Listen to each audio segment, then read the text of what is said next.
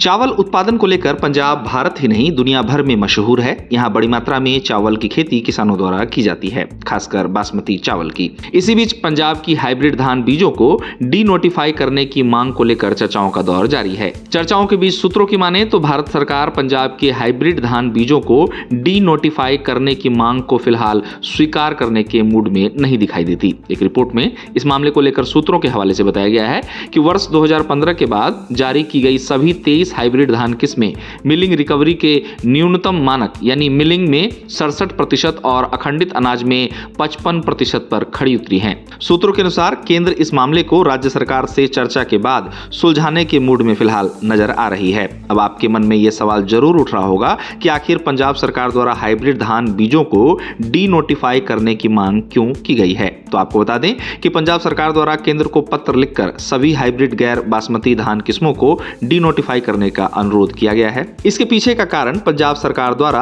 बताया गया है कि राज्य में वर्षों से लागू एक कानून के तहत इन बीजों की बिक्री पर रोक लगाने के लिए ये जरूरी है। आपको बता दें कि पिछले साल 2025 के अगस्त महीने में पंजाब और हरियाणा हाईकोर्ट द्वारा अप्रैल 2024 में लगाए गए हाइब्रिड धान बीजों पर प्रतिबंध को रद्द कर दिया गया था। हालांकि हाईकोर्ट द्वारा राज्य सरकार को गैर अधिसूचित किस्मों की बिक्री रोकने की अनुमति दी गई थी। अब हाइब्रिड धान बीज केंद्र द्वारा अधिसूचित होने के कारण इसके डिनोटिफिकेशन के बाद ही राज्य इनकी बिक्री पर रोक लगा सकता है। इसके साथ ही आपको बता दें कि इसी बीच एक रिपोर्ट में कहा गया है कि पंजाब में कुछ मिलों से मिलिंग रिकवरी 67% से कम होती है, जो मिलर्स को एफसीआई को आपूर्ति के लिए पूरी करनी होती है। वहीं वर्ष 2024 में इन किस्मों को शेष धान से अलग न कर पाने के कारण मिलर्स ने हड़ताल कर विरोध जताते हुए मंडियों से धान उठान रोक दिया था, जिसके कारण खरीद में देरी देखने को मिली और इससे नाराज किसानों ने उस दौरान विरोध प्रदर्शन भी किया था। वर्तमान में पंजाब के हाइब्रिड धान बीजों को डी नोटिफाई करने की मांग के बीच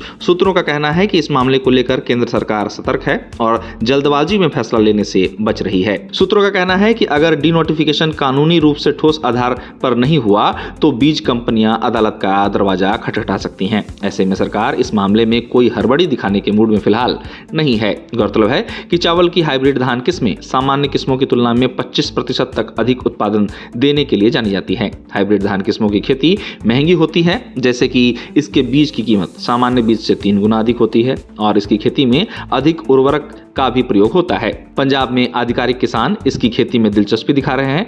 गौरतलब है कि पंजाब में हाइब्रिड धान की खेती ज्यादा उपज देने के कारण किसानों के बीच लोकप्रिय हो रही है, पर इसमें पानी की खपत सामान्य धान की तुलना में ज्यादा होने के कारण इसकी खेती पर सवाल भी उठ रहे हैं। साथ ही बताया जाता है कि इन किस्मों को पंजाब में कई किसानों द्वारा अपनाए जाने का कारण कम समय में अधिक उपज और अधिक मुनाफा भी है। गौरतलब है कि पंजाब में धान की खेती किसानों की आय का प्रमुख स्रोत माना जाता है। पंजाब में 32 से 33 लाख हेक्टेयर में विभिन्न प्रकार के धान की खेती देखने को मिलती है। इसके साथ ही आपको बता दें कि पंजाब में भूजल का स्तर गिरना चर्चा का विषय बना हुआ है। भूजल के गिरते स्तर को देखते हुए पंजाब सरकार किसानों को कम पानी वाली किस्में और सीधी बुआई को अपनाने की अपील कर रही है।